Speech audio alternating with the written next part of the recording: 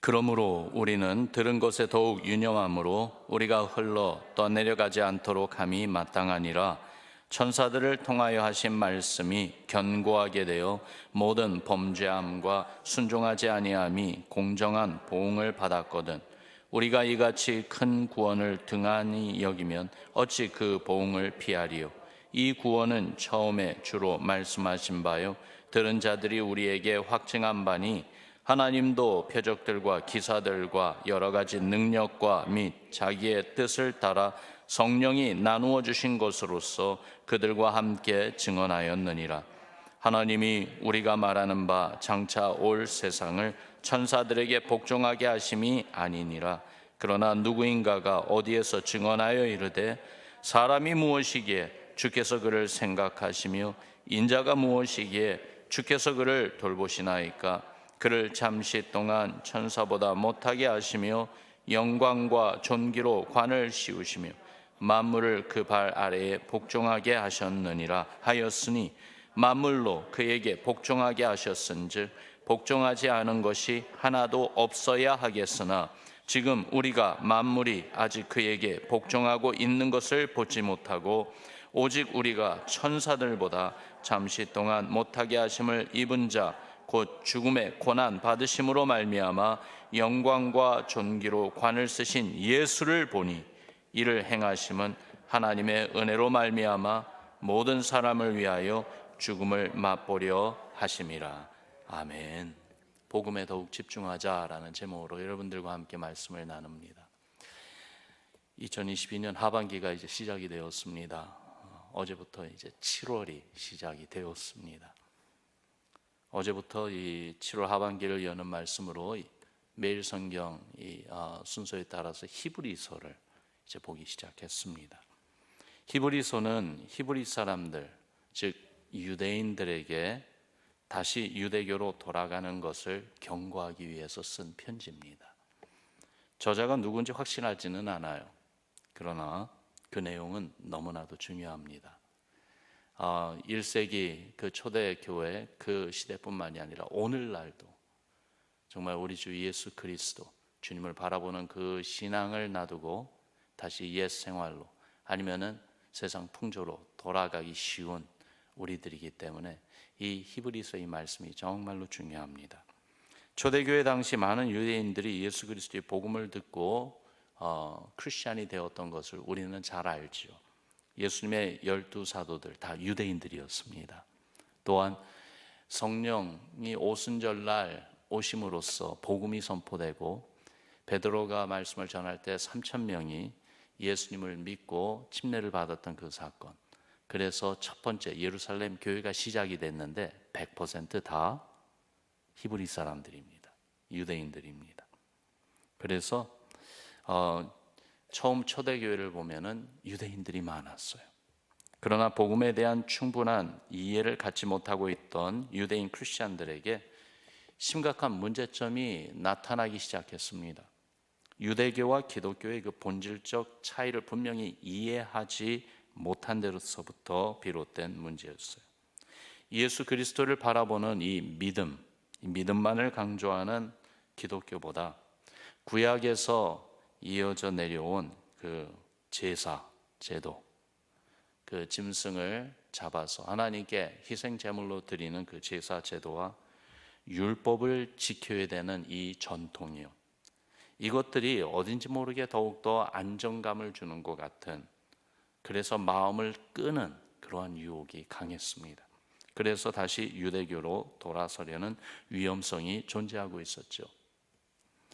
또한 유대교인들의 이 박해, 계속해서 예수님을 믿고 따르는 크리스찬들을 미워하고 그리고 대적하는 그러한 일들이요, 이 신학 성경에 보면은 사도 바울이 늘 감당해야 됐던 어려움 중에 하나가 이 거짓 선생들이 교회 안에 들어와 가지고 율법의 행위 그리고 자기의 선행으로 하나님 앞에 어떠한 은총을 받아낼 수 있는 그러한 메릿을 해야 된다 하는 이 거짓 선생의 가르침, 또한 외부로는 이 복음을 전하는 바울과 그리고 또한 그의 전도팀을 계속 방해하고 핍박하는 이 유대교인들의 박해요.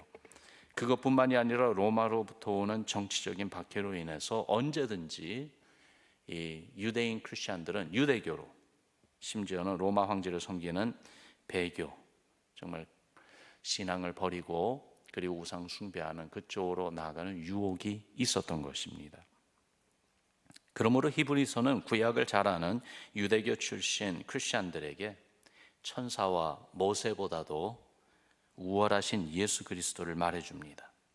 대제사장의 대명사라고 불리우는 멜기세덱과 예수님을 비교하면서 멜기세덱보다 더 우월하신 분이 바로 우리의 참된 대제사장 예수 그리스도이심을 말해주면서 그 예수님의 사역을 소개하는 것이 히브리서입니다. 그러면서 마땅히 오직 예수 그리스도만을 믿는 그 신앙으로 살아갈 것을 권면하면서 예수님을 바라봐야 된다. 예수님을 바라보자. 그것을 강조하며 격려하는 것이 바로 이 히브리서이죠. 오늘 본문 2장 1절을 보면은 다시 그 말씀을 보죠. 이렇게 시작합니다. 그러므로 우리는 들은 것에 더욱 유념함으로 우리가 흘러 떠내려 가지 않도록 함이 마땅하니라. 그러므로, therefore, 이 무슨 말이냐면 1장에서 이미 말씀한 그 내용을 근거한다는 것이에요.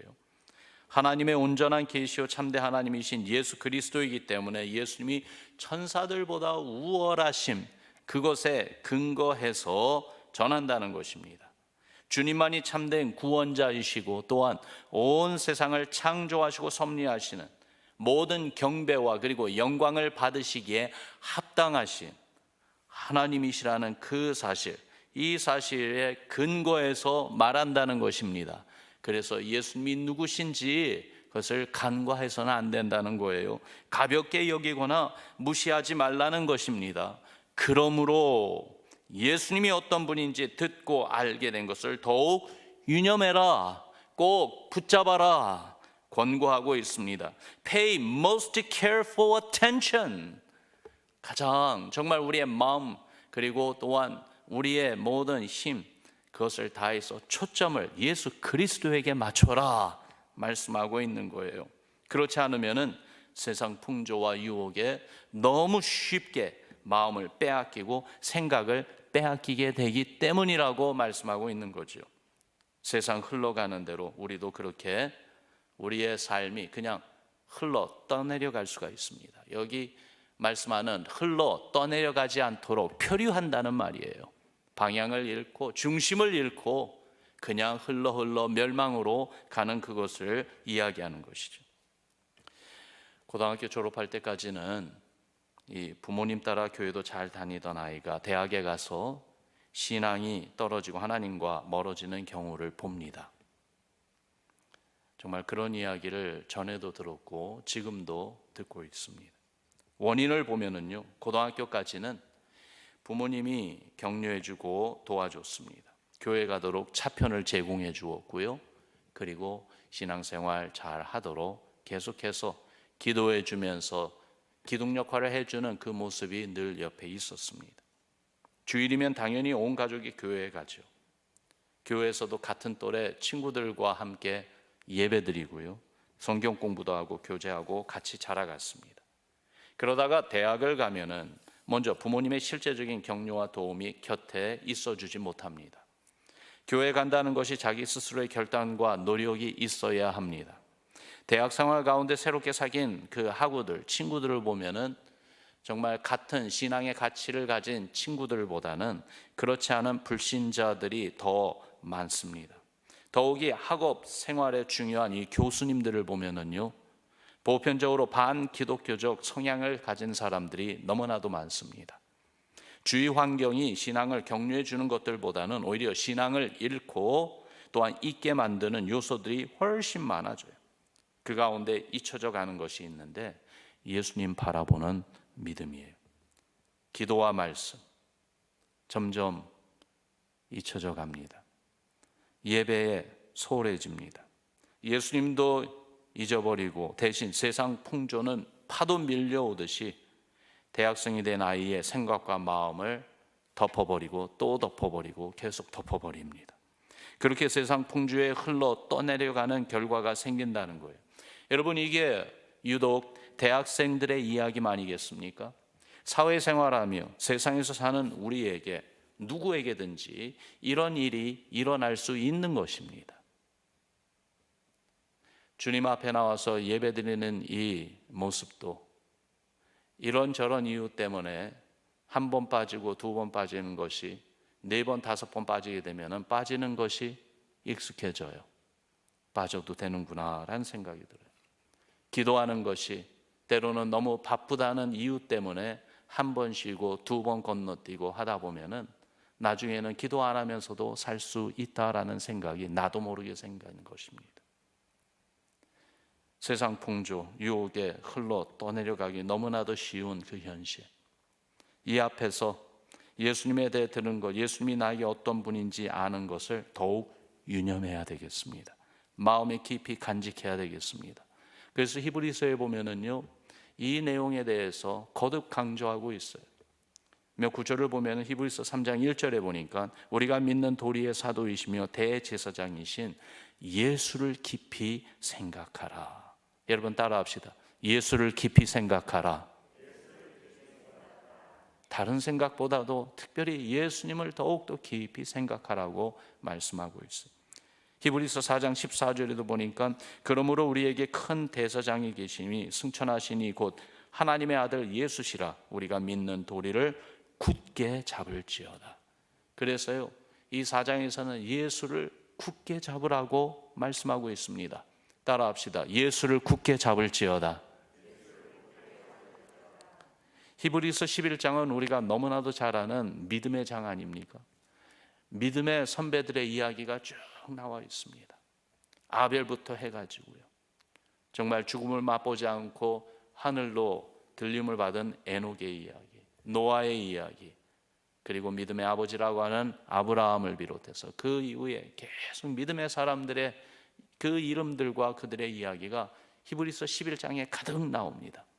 그런데요, 왜 믿음의 장이 그렇게 있는가 하면 그 결론은 12장에 가 있습니다. 12장에 결국 히브리서의 최종적인 결론을 한 구절로 이야기한다면 12장 2절을 말씀드릴 수가 있겠죠. 믿음의 주여 또 온전하게 하시는 이인 예수를 바라보자, 그 말이에요. 여러분 따라합시다. 예수를 바라보자.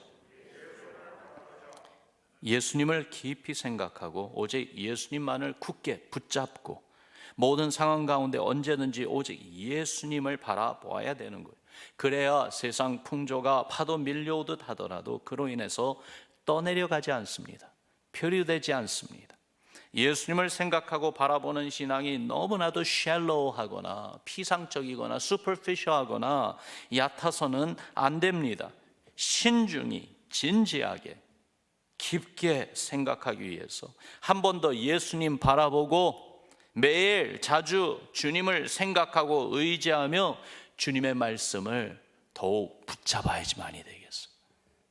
2절부터 4절까지는요, 우리의 구원 되신 예수님, 그분의 복음을 등한히 여기면 안 된다는 권고가 나와 있어요. 주님이 친히 우리에게 주신 말씀이고 사도들을 통해서 그리고 우리보다 앞서가신 믿음의 선조들을 통해서 우리에게 들려주신 이 복음의 말씀, 이것을 증명하는 하나님의 기적들, 가장 중요하게는 성령이 우리에게 오셔서 지금도 우리에게 확증해 주시는 이 복음이요, 이 복음을 절대로 등한시 여겨서는 안 된다는 것이죠. 여러분, 바울은 참된 복음 대신 예수 그리스도를 알고 더욱 알기를 얼마나 소원했는지, 그 한 가지를 위해서 모든 것을 배설물로 여긴다고 했습니다. 그렇게 복음이 중요하고 가치 있음을 말해주고 있는 것이죠. 우리는 어떻습니까? 복음을 소중히 여깁니까? 복음을 듣고 또 듣기를 소망하는 마음이 있습니까? 복음이 우리의 신앙의 생명이라고 정말로 생각하십니까? 평상시에는요, 우리가 생명의 소중함을 모르고 삽니다. 생명이 있다는 것, 우리가 살아있다는 것 너무나도 당연한 것처럼 여기면서 삽니다. 그래서 생명보다 다른 것들을 더 중요하게 여기며 사는 경우가 얼마나 많습니까? 때로는 바쁜 일과가 더 중요해요. 내가 해야 되는 일들이 더 중요해요. 내가 좋아하고 즐기는 쾌락들을 더 가지려고 합니다. 더 부자가 되고 싶고 더 큰 명예와 성공을 얻기 위해서 애를 씁니다. 그러다가 생명을 위협하는 이 중병의 진단을 받는 그 순간 모든 것이 다 정지되잖아요. 그러면서 거기서 무엇이 가장 우선이고 무엇이 가장 중요한지 우선순위가 다시 정리가 되지 않습니까? 먼저 건강해야지, 먼저 생명이 있어야지, 살아있어야지. 삶에서 정말로 중요한 것, 생명보다 더 중요한 것은 없다는 것을 알게 되죠. 마찬가지로 복음보다 더 중요한 것은 없습니다. 우리의 복음이 되신 예수 그리스도보다 더 귀중한 것은 없습니다. 예수님만이 우리 인생 모든 일의 중심이십니다. 오직 그분만이 모든 것의 핵심이 되셔야 됩니다. Jesus, the center of it all. 우리 예배에도 예수님이 중심이 되셔야 돼요. 예배 가운데도 복음이 선포가 되어야지만이 돼요. 우리 교회 모든 섬김과 사역에도, 우리 가정에도, 우리 직장과 사업의 모든 일에도, 우리가 소중히 여기는 모든 관계와 교제에도, 우리 각자가 홀로 있는 순간에도 오직 예수님만이 우리의 중심이 되셔야지만이 됩니다. 그리스도의 복음만이 우리의 하는 모든 일에 중심이 되어야지만이 되겠어요. 예수 그리스도와 주의 복음이 중심이 아니라 다른 어떤 것이 그 자리를 차지하게 될 때 우리 신앙은 흔들리게 되어 있어요.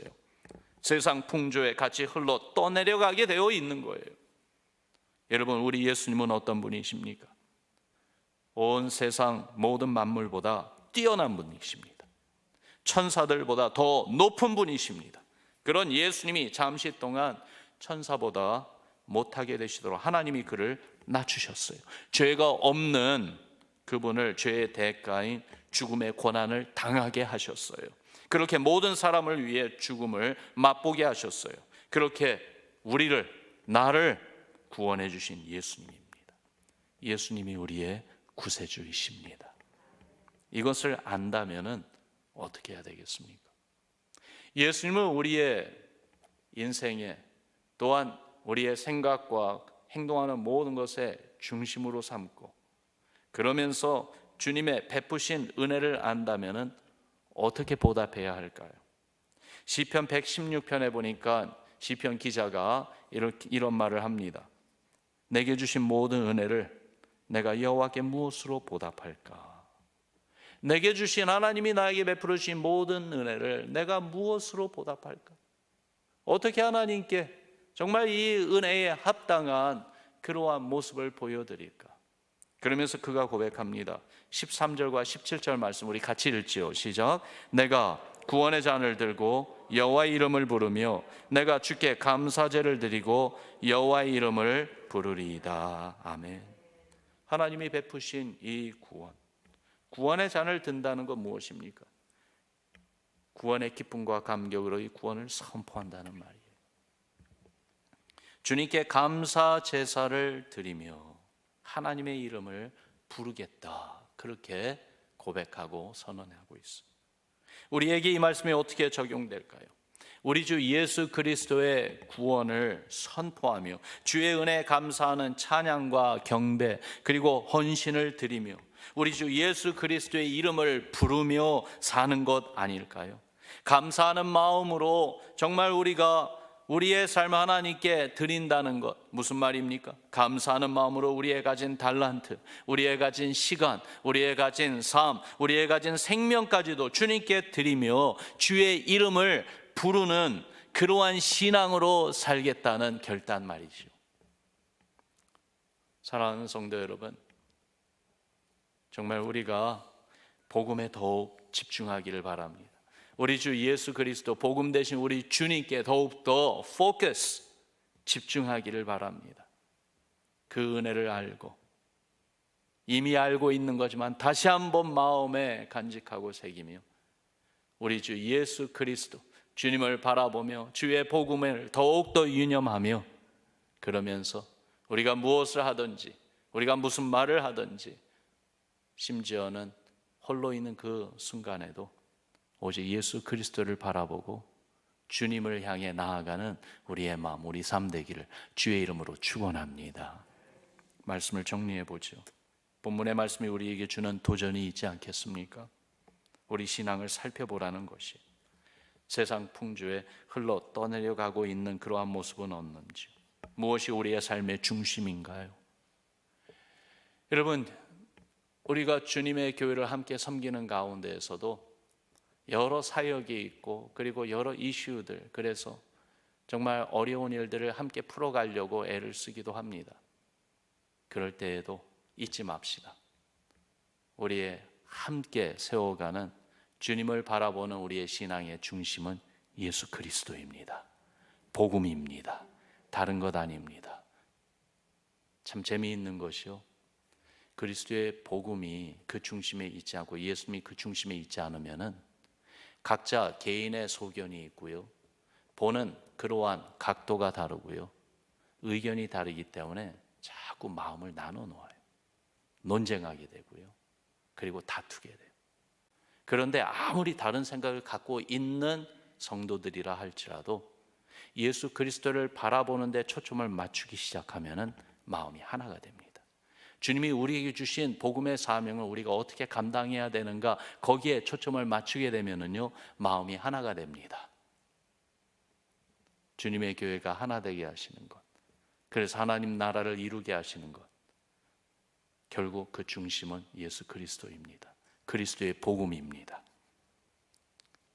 그렇기 때문에 우리에게 이 복음을 주시고 우리에게 예수님을 우리의 구세주로 알게 해주신 이 하나님의 은혜를 기억하며 정말 이 구원의 은혜에 보답하는 신앙으로 나아가기를 바랍니다. 우리를 위해 모든 것을 버리신 예수님을 위해서 우리 역시 감사함으로 모든 것을 주님께 드리기를 원하는 그러한 신앙 되기를 바라요. 그렇게 흔들림 없이 오직 예수님만을 바라보고 따르는 살아있는 신앙, 주님의 은혜와 영광을 증거하고 선포하는 우리의 신앙 되기를 주님의 이름으로 축원합니다. 우리 같이 이 시간에 기도하지요. 우리 기도할 때에 우리만이 아니라 이 시대에 모든 교회들이 다시 한번 회복하고 다시 한번 헌신해야 되는 거 다른 거 아니에요. 예수님 바라보고 예수님을 굳게 붙잡고 예수님을 더욱 깊이 생각하며 주께서 우리에게 당부하고 명령하신 이 복음의 사명을 어떻게 하면은 온전히 이루어갈까 하는 거기에 초점 맞추는 것이에요. 정말 우리의 신앙이 그렇게 되게 하소서. 그럴 때 하나님은 우리에게 부흥이 임하게 하시고 하나님의 부흥의 기적의 역사가 우리로부터 시작되게 해주실 것입니다. 우리 간절한 마음으로 우리의 생각, 우리의 삶이 세상 풍조에 흘러 떠내려가지 않게 해달라고 오직 예수님 바라보고 주님 안에서 더욱더 굳건히 서는 우리의 신앙 되게 하시고 하나님의 교회 되게 해달라고 한 마음으로 합심해서 부르짖으며 기도합시다. 함께 기도하겠습니다.